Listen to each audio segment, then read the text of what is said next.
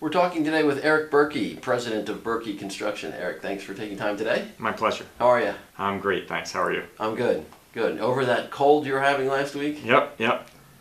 Feeling much better. Let's, we were chatting a little bit earlier, and you were telling me a little bit about how you came into the company and the succession plan. Tell me a little bit more about that. How'd that happen? Well, it was a long process of growing up as a kid, kind of knowing what my father did is in the background, and every once in a while visiting construction sites on the weekend. It was kind of in my blood, but it never really came to the forefront until I was trying to determine what I wanted to do through my college career. And I ended up getting 2 degrees, but the second degree was the important one. So after that, finishing up, my father thought it would be best if I worked somewhere else and got some experience working for another company and living in a different area, and I fully agreed with that, and I was really ready to try someplace different. So my career started down in Washington, D.C., working for the Clark Construction Group, and it was a wonderful opportunity, great company to work for, and that's where I got a lot of my education on what I do today. Right. I spent about 7 years with them and working in Washington, D.C. and San Diego, and then timing kind of fit, and in 2004 my wife and I moved back to Reading and started our family. I started with the family business, Burkey Construction. And you've been president for how long?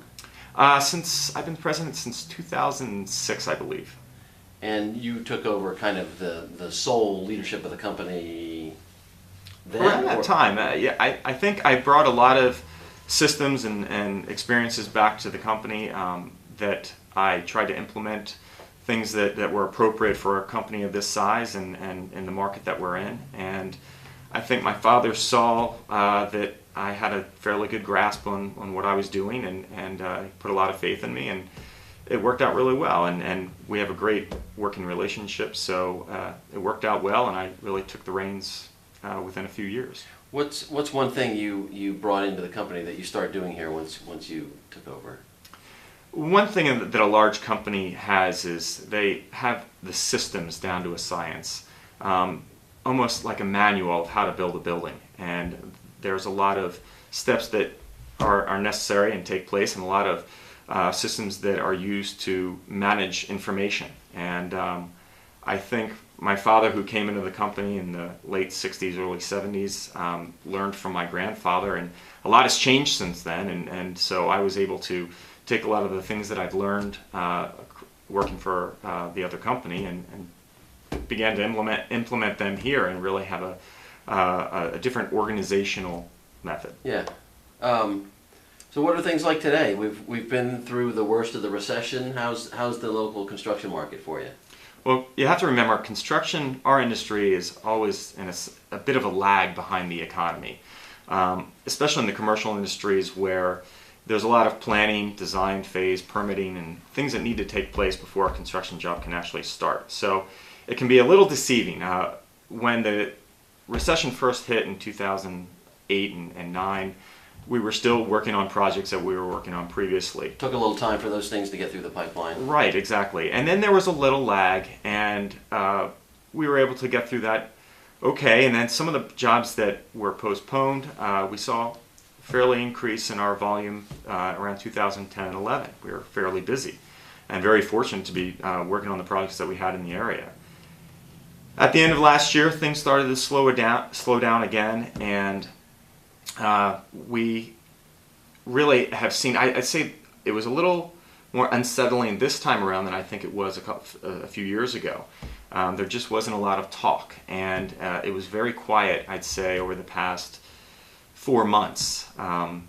So relatively speaking, I mean, it wasn't horrible, but it was just a little quiet. Yeah. And I think in the past month and looking forward, there are some more opportunities out there. Most of the opportunities are on a smaller scale or involve renovations of existing buildings. So we like to see, of course, new construction, but it's been keeping us busy, at least with what we have right now. Right. But we would definitely like to see an increase in volume. Have there been any sectors that have presented new opportunities for you? I'm thinking maybe Marcellus Shale.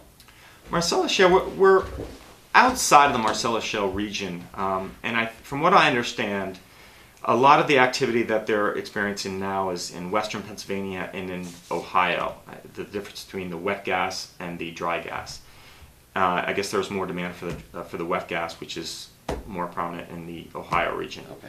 So really, maybe peripherally, we would experience some of that, but not really right now. We hope to see maybe some local businesses benefit from that. But in the past, it's been road construction, some hotels up in northern central Pennsylvania. Okay. So we're keeping our eye on it, and but I'd say we haven't really done anything directly with the Marcellus Shale opportunities. I still hear a lot of talk about green building design and green, environmentally friendly buildings. How much of that has had an impact on your work? Well, we were very involved in educating our team here with becoming LEED accredited professionals. And about 4 years ago is when we really saw that momentum driving. And all of us in the office here became LEED accredited professionals, and we had the great opportunity of doing the Berks County Community Foundation office in downtown, which is a LEED Platinum building.